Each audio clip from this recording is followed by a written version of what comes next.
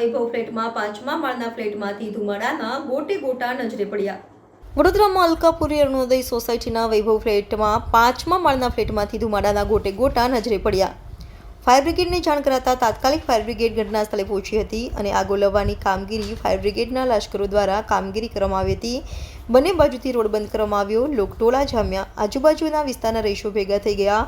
3 થી વધુ ફાયરની ગાડીઓ ઘટના સ્થળ પર પહોંચી ગઈ, જ્યારે એપાર્ટમેન્ટમાં ફાયરની સેફટી છે કે નહીં તેની ચકાસણી કરવામાં આવશે। હાલ કેટલું નુકસાન થયું છે તે જાણવા મળ્યું નથી। ફાયર બ્રિગેડ દ્વારા તપાસ હાથ ધરવામાં આવી છે। અલકાપુરીનો અરુણોદય સોસાયટી છે। અરુણોદય સર્કલથી આપણે ગેંડા સર્કલના રોડ ઉપર જવા માટે આ મકાન આવ્યું છે।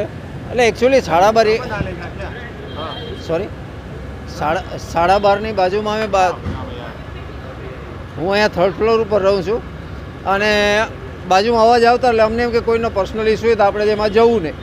તેમ છતાં બાલ્કનીમાં જોયું 5 મિનિટ પછી તો બહાર પબ્લિક બહુ હતી એટલે નીચે આવ્યો। નીચે આવીને જોયું કે બહાર હતા, પછી બાજુમાં જોયું કે આગ લાગી છે।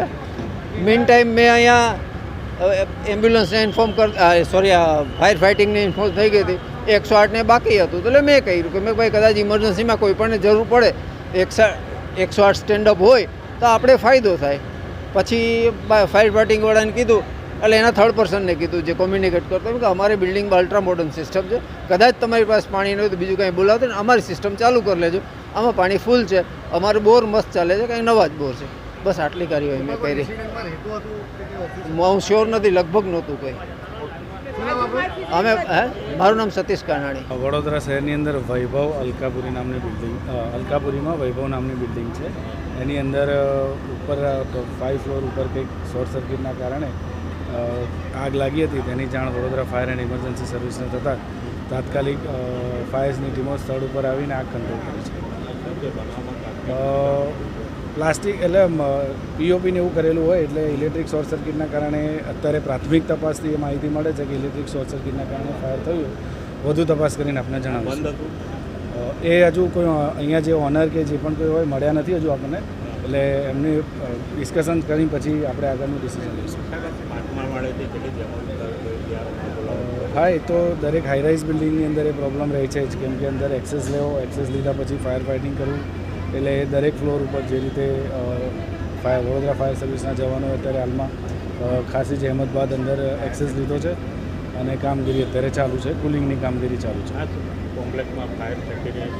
હા, એ અમે તપાસ કરીશું। એટલે મેં હમણાં પહેલાં જ કીધું કે જે અહીંયા ઓનર કે જે માલિક હશે જેમના ત્યાં પ્રિમાઇસીસમાં ફાયર થઈ એમને તપાસ કરીશું। અત્યારે પ્રાથમિક રીતે આપણે જીઈબી કનેક્શન તાત્કાલિક કટ કરાવી દીધું છે।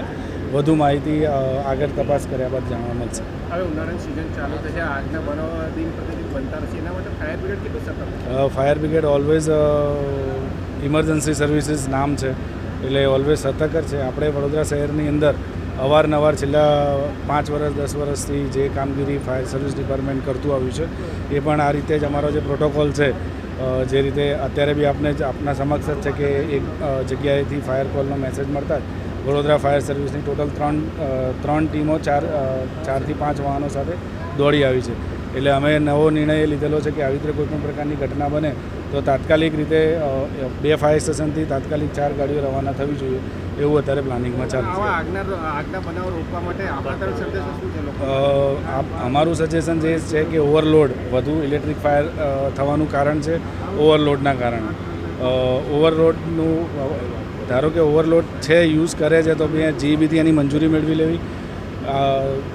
ઘરની અંદર કોઈપણ પ્રકારનું જ્વલનશીલ પદાર્થ ના રાખવું એવા ઘણા બધા છે અને આપણે અવારનવાર પણ સૂચનો મીડિયા મિત્રો દ્વારા પણ આપતા હોઈએ।